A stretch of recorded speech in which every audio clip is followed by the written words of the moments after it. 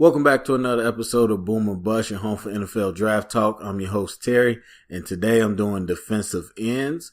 So to give you two caveats, or two disclaimers, I should say, before we get started. Number one, with all positions, I grade positions by what the player played this season. So I don't evaluate someone off projection. So as I said before, I grade a player at the position they played because I can't grade you at a position that you didn't play. So you might hear some people that are quote unquote 3-4 pass rushers or what have you, or projected as pass rushers, but if they play defensive end, they're going to be in this group. But I also do recognize that distinction is really changing within, at least in the current trend of college football, where there's a lot of multiple fronts being played and people are being interchangeably used as a 3-4 outside backer and as a defensive end, where they don't necessarily have all the responsibility. So that I will change next year going forward, where it's just going to be straight edge, everybody that's on the edge. But this year, still separated. And really, it's just a matter if the player is standing up and just playing defensive end, or if the player is actually playing linebacker, dropping into coverage and doing under responsibility. So the ones that were more active are the ones that were put in the pass rush category, which will be a different episode. But the ones that are more just straight, kind of standing up but still playing DN, they'll fall in this category. So I do recognize it, but that's kind of how it is right now, so don't be confused. Also, disclaimer number 2, D-line is my background. That's what I played. That's what I started out coaching. I am tough grader. If anybody for some reason knows me from the past, or if you want to listen to me in the future, I will always grade tough on defensive linemen. I am not easily impressed like everybody else. So that's just the position that I know the most about, all the nuances and all the things of that nature. So for me, that's always going to be, I'm going to be a more tough evaluator than you might hear other people. So, all right. So with that said, let's get started. We got Bradley Chubb out of NC State, labeled as the top defender possibly in this draft class. So, I like Bradley Chubb. I thought he was just as good as advertised, to be honest with you. There's a lot of different things I look at defensive ends, or D-line period, but the gradable traits to let you know is your get off, which is your, you want to call it the first step, but really it's your ability to explode once the ball is hiked. How fast can you react, and how fast is that first step? The closing speed. So, you'll see this with all the defenders. How fast can you get from where you are to the ball carrier and, close that space down? The motor, which is self-explanatory, and the hand technique. And that is really crucial when it comes to D-line. What's your ability to hand technique? And a lot of people think playing bully ball is good D-line play, where you just holding on to somebody, or you pushing somebody and then pushing them back into a play, or trying to bull rush and make a sack or whatever. And it has its place, but hand technique is what I'm about. What's your ability to use your hands? How do you use the moves? Do you know the angles? All those good things. So anyway, with that being said, I think Bradley Chubb can stand up, and that's something I do grade on the ends. Can you possibly project as an outside backer? And I think he can. He had some occasional drops into coverage, and he's not very aware. Most defenders aren't aware of zone coverage. They kind of just stare at the quarterback, but he's very active, and he could get from spot to spot in the short area. So that's really encouraging. But as far as a D lineman, he's got a lot of good things about him. For his size, 275, he has a lot of lean and dip, and I'll talk about that a lot. It would take a whole nother video to explain lean, but as most people that watch football, to lean around the edge, your ability to bend that corner underneath a lineman's block and not get pushed out wide, where, pretty much you run the arc And so instead of getting pushed out wide, you're able to lean under that block and get to the quarterback. So one thing that impressed me is his ability to dip and lean all the way to the quarterback, which is a thing that you really don't see in a lot of people every year, but especially not people that are on the bigger side. So 275, that's pretty impressive that he can do that on the edge. And then he's good on the arc too. So some people can lean, they can do it, but they have no concept of the arc. They don't know how to run that tight path to the quarterback. They might go too wide, or they don't know how to keep working their feet in tune with their upper body to get to the quarterback. But he's great at it. I mean, he's got a lot of those tangibles that he's really great at. So those are two big things especially when you got a guy that isn't super long or super athletic. You want to have a guy that can play on the edge with, that much weight. So that's great. I love him as a pass rusher. He's always trying to get to the quarterback. He uses great hand play. I like him in the run game. He's always trying to get off blocks. Those are one of the traits that I like. There's guys that sit and wait. They want to get contact. They want to hold on to the lineman, wait till the last second, and then make a play. And you'll hear me talk about that with Vita Vea later in another section. But there's guys that want to get off the block right now, and they're always trying to shed the block. And those are the guys I love because they make tackle for losses. They make big plays, and that's what you got with Bradley Chubb. And he's not the longest guy. He's 6'4", so he's got natural leverage. He can play underneath O-line, so that gives him a distinct advantage as well. And I like his tenacity. I mean, you kind of capture that in the motor when we grade that, but that attitude is also part of that motor because you got to have that attitude to keep going hard. So I really like that. Again, he showed the production on the edge. But I also think he's great inside. So that's the thing with Chubb. And I think people are really talking about that. He's fluid enough of an athlete that he could stand up, pass rush, and kind of do some zone coverage. But he's also strong enough and talented enough to play a 3-4 DN and pass rush from there too when you're doing stunts and blitzes. So, and then of course as a 4-3 DN, he could play that. So you're talking about a guy that could play all three of the major DN positions. And that's something kind of unique that you don't get. So, as far as the standouts, I gave him a level 5 motor. And that's 5 out of 5. And I gave him a level 5 hand technique.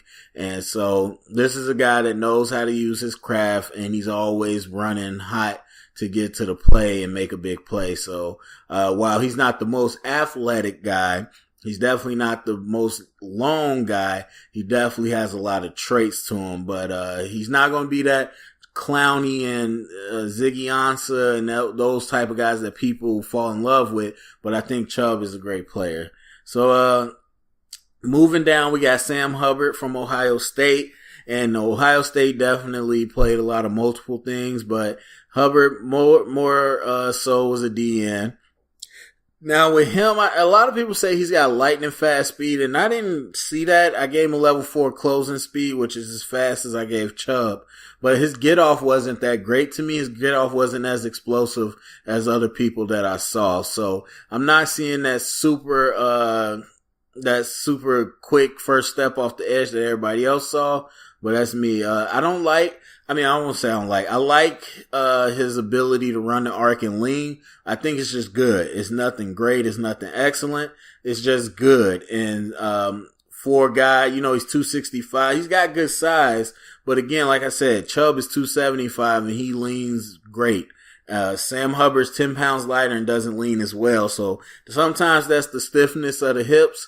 Sometimes that's just technique. And either way, it's going to be hard to pass rush on the edge in the league if you can't lean. I like his ability to set the edge. That's something I didn't talk about with Chubb, but setting the edge basically, and that could be a whole nother video, but basically maintaining your outside leverage, keeping your outside arm free. Of course, like a toss play or anything, if they hook you and they block you and pin you in, then it's a lane for somebody to run. But setting the edge forces the running back or whoever to fold back into where the rest of your defense is. So I love him on the edge. That's something that's really big if you want to be a stand-up linebacker. It's just his pass rush to me. I like him in the run game, but his pass rush to me is right now is good, but is limited. And so I do think he can stand up though. I don't think he'll be like an every down backer, but I think he could be like an elephant type linebacker, or maybe even a Sam linebacker in an even front. Going down to Marcus Davenport from University of Texas, San Antonio. This is a guy that got on late on the scene, but is a freak. He's 6'6", 255. Now, the thing with him is he's pretty stiff to me, to be honest with you. He's really explosive, and explosion does not mean agile. So he's explosive downhill. He's got a lot of fire downhill. However, he's not very, like I say, he's not very loose as an athlete. So that's fine. You can still be devastating coming downhill without being like a super athletic person.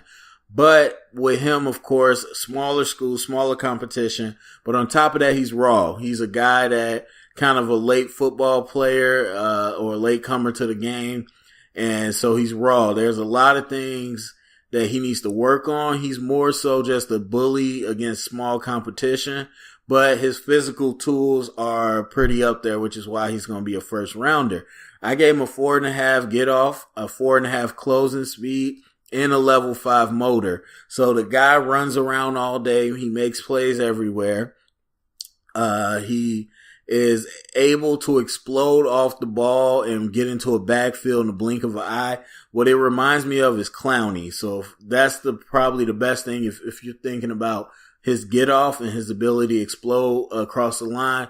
Think Clowney. That's how fast and he is to me. But again, with 6'6", 255, that's a big dude. So when you're that fast and that big, you can cause some serious devastation without even having technique.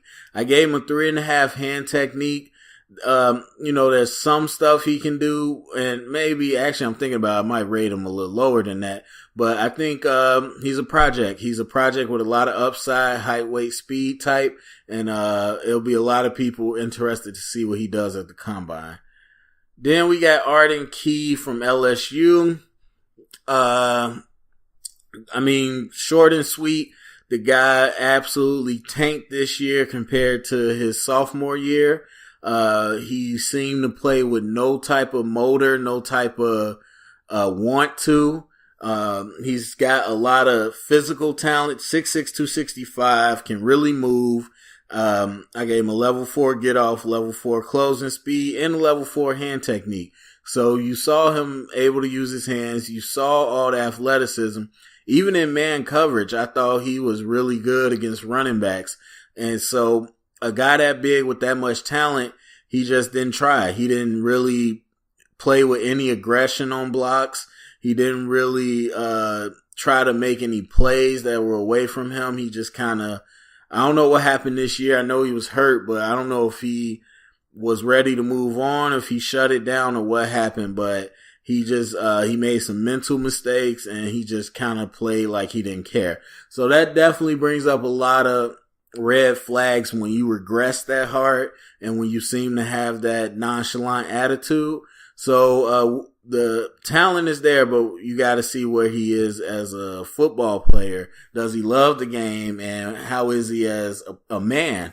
Is that somebody that you can deal with? Because he has elite size and a lot of tools. He just, I don't know, he fell off this year. Then we jump down to Duke Ejiofor from Wake Forest. Now this is interesting. This is something that people that are kind of new to the draft, they want to realize that arm length is big, and people talk about how long people's arms are in defense, and it does matter because defense and offensive line, of course, arm length is all about how you can keep distance between you and a blocker, or if you're a blocker, between you and a defender, because that's what's going to allow you the ability to shed blocks or maintain blocks or control the block. And so this is a great example because Duke Ejiofor has the same measurables right now as Bradley Chubb, except he looks way shorter. And if you look at it, it's just they could be the same height and be built different. Now they might measure out at the combine and actually not be the same height or whatever, but still there's people that are the same height and they're just built different. Legs are longer, arms are longer, whatever it might be, higher torso, and that matters to some teams. So with Ejiofor, I gave him a level 5 hand technique. Actually, he rated pretty high everything. He's really athletic. He's got great hands, probably some of the best hands I've seen in a while. He always looks to immediately get off a block. You watch, I'm sure he has highlights because he makes a lot of plays in the backfield, especially against zone. He's a zone wrecker where he'll immediately quick swim a block, be in the backfield, get a 5 tackle or 5-yard loss. Now, the thing with him is that, he doesn't have a lot of strength. And so while he has great moves, he has great hand technique, he can pass rush. When people get on him as far as blocks, it could be a little tough at the next level. He can shed them. Stack and shed is another thing I haven't talked about, but stack and shed is a technique. Basically, when you see somebody trying to block you and the defender meets that block with his hands and extends the hands out, so he's using extension, and then he swims or rips off the block to go make the play. That's just called a stack and shed. So you stack the block up so he can't get up on you, and then you disengage and go make a play. So he can do it. It's just, again, playing at Wake Forest, he got some competition, but the next level, the power that he's going against, it might be a little harder to get off those blocks. So there's a lot I like about him. I think he probably could be a stand-up pass rusher. He's pretty fast downhill, but he's not that agile. So you get that a lot with these D linemen and these stand-up guys. They're quick downhill, straight line speed, but they're not always great moving side to side. Then so DeShawn Hand real quick, that I need to watch more tape on him, but from what I did see, I think he's going to be a 3-4 D end, and so he's 6'4", 288, which is almost a little bit of tweener weight, but I think he could put on some more pounds, just go to 300 and really play 3-4 D end. He's what I call a power pig. He's not that great on the edge. He doesn't have the bend and the lean to get around the edge. But I think inside he can do stunts and pass rush from the inside as a 4 technique. So he's got pretty decent skills, but he was a rotational guy at Bama. He stood up a little bit. He played DN. He was edge guy in the the even front. He did a little bit of everything, but I think he best projects as a 3-4 DN. He's got a lot of power. And I do think his best football is yet to come, as even though Bama coaches you up, I still think he's a little raw. Then we got Hercules Mata II from Washington State. This is, so you basically got a guy that's the size of a linebacker playing nose tackle. This was almost like high school, where you get some of those smaller teams or even some big teams, but they'll take like the shortest, quickest guy they got and they'll put him at nose in the odd front and have him shoot gaps as fast as he can because the linemen are too slow to block him. That's almost literally what you saw from Hercules. Now, I think he has a lot of talent. I think his get off is a level 4, so is his closing speed. He's got a really good motor. He's relentless, and I thought he showed a lot of a good ability to get under blocks.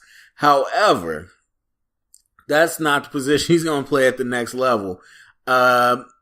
He might be a outside linebacker. The problem is he's only 6'2". He's not very long. So you could do it if you want because he's got a lot of speed. But I think he's best as a stack linebacker. So I actually don't think he's going to end up on the edge. I think he's going to be like a stack linebacker in a blitz heavy team because he was really good at blitzing, and they blitzed every play. That was the other thing in Washington State. They used blitz and stunts every single play, and so it was more of a gimmick defense. It wasn't like you'll see the numbers and people act like he was just killing people, and it really wasn't. It was him shooting gaps against slower linemen. So he's very fluid. He can move very well, got great hips.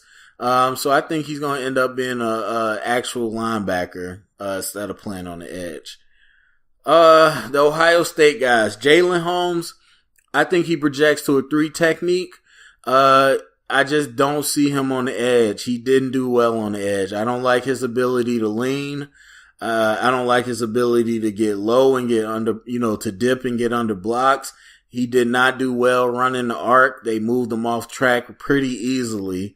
But I think he was pretty effective at the 3 technique. I know he did it because of injury more so. But 6'5", 270, yes, he's got the size, but I don't think he has the athleticism to play on the edge. He, pretty good against the run. And I think he's got more to learn too, definitely. But yeah, I think he best projects as a 3 tech. And I feel the same way about Tyquan Lewis. Tyquan Lewis, though, is really quick off the ball. Like, he's got a pretty good get off for somebody that's 265. So I gave it a level 4, which is pretty high for a D in that size, especially if you're moving to a 3 tech. So I think inside he was too quick for those linemen. So I think he's projecting better there. And he's a little bit better on the edge than Holmes is.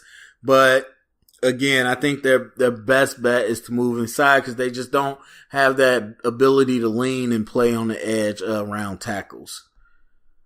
Chad Thomas, gotta watch more tape. I think he only had 1, but I was super impressed with him. 6'6", 275, super athletic. I was so ready to call him my favorite, but I gotta watch more tape before I could say that. We got Dorrance Armstrong from Kansas, 6'4", 246, a little undersized, but definitely somebody that's probably gonna I think he might end up being a stack linebacker, but he could be a pass rush linebacker depending on how long his arms grade out. Really quick, but I didn't like his get off. Now that could be the scheme. There's some schemes, I don't want to get too deep into it, but where even fronts 2 gap, actually the Bears used to do it, with Mel Tucker, where instead of exploding off the ball to penetrate, they get off the ball to get hands on the lineman, basically almost to take up blocks and set up blitzes and stuff. So it might be that because he's pretty quick, so I'm not sure why his get off was so slow. But I gave him a 4.5 motor, 4 closing speed, pretty quick dude. He didn't get much looks into coverage, but I still think he's going to end up playing linebacker. On the edge, his lean wasn't there. I think he could do it. He could get under blocks very well, but his lean wasn't there. And I think it's more technique than anything. And I didn't like his pass rush ability. I think he could definitely get better. He doesn't have too many moves, but he's always looking to work awful blocks. I just think he needs to get taught how. And okay, last one was Marcel Frazier from Mizzou. Really intriguing. Really good blend of size and movement skills. 6'5", 265. I think he could be a stand-up linebacker. I got to see him at the combine, how he moves. He's a little stiff, so I think he's going to be a straight rush linebacker if he does. But the thing with him is, again, with the get-off, it might be the scheme they had, but there's moments where you saw really good get-off, but most of the time it wasn't there. So that makes me think it's the scheme and he actually can do it, because his closing speed was pretty good. But man, well-built kid.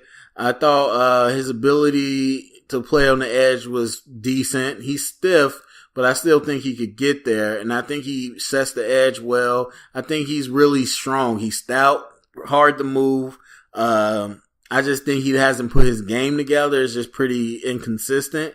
So, the scheme they did in Mizzou, I don't think fit him best. So I think his best football is ahead of him. He's got to get his motor together. He's got to be a little more intense. But I think he's got a nice package as a outside guy. So, yeah. So those are the DNs that I were able to evaluate. As far as, Bradley Chubb's definitely number one. I don't think there's another guy that really gets on that radar. Marcus Davenport is going to be a really intriguing prospect. But he's raw. We've seen it before. A lot of people saying Ziggy Ansah, which is true based on the situation. I wouldn't say the athleticism. Ziggy was a lot more athletic than he was, but this guy's explosive and he's a really big cat. Now, the Ohio State guys, everybody's kind of banking on. I think they're just kind of average to above average. I'm not really in love with them. So we'll have to see what happens with that. And then one last person. Oh, Marcel Frazier, like I said, we'll kind of see. Josh Sweat is another interesting prospect from Florida State. He kind of had injuries. He doesn't have a lot of tape either. But from what I did see, kind of like Chad Thomas from Miami, I'm really intrigued. I think they're built well, and they might have the athleticism to make them look good. So there's no clear-cut winners here besides Bradley Chubb. The other ones is really kind of projecting that they'll be good. So that is going to be something that teams are going to have to answer for themselves as we get into it. So, yeah, we went a little long on that, so I'm not going to do a real grade this time, but I will do it on the next episode where I look at defensive tackles. So that's it for me. Go down in the comment section. Let me know which players you like, which players you're thinking about, which ones would you say rank where, all that fun stuff. And then, let me know what you think of Bradley Chubb. And remember that you can go to the link in the description to find my actual written out notes so you can get a little more detail about what I think. So, yeah, so like I said, that's it for me. Thank you for listening. Stay tuned for the next episode, and thank you guys for listening.